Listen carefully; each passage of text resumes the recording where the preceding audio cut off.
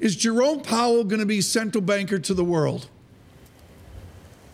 No, of course not. He's the central banker for the United States, and obviously what they look at the developments in the economy in the rest of the world, but they're running monetary policy for the United States. That's always been been the Fed's policy, and there's no reason to expect that to change. What do central bankers do with the divergence in yields? If you take the 10-year German versus the 10-year U.S., 2-year, et cetera, these spreads, these gaps are titanic.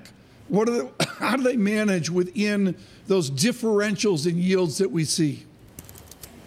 So I don't think that's one of their variables that they're trying to control. Where it's important is if it starts having an impact on the exchange rate.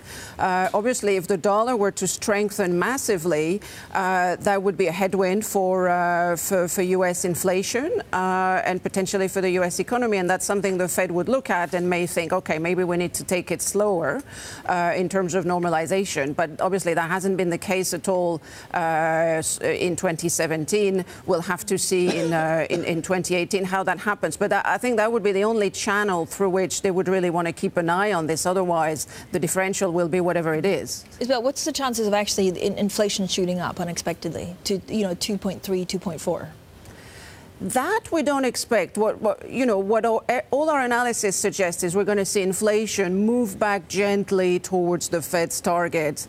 If there's a microscopic overshooting, so what? But look, I mean, all the structural deflationary pressures coming from disruption, coming from technology, coming from, the changing nature of labor market relationships, that's still there. That's still around. So the risk of an inflation overshoot we don't really see.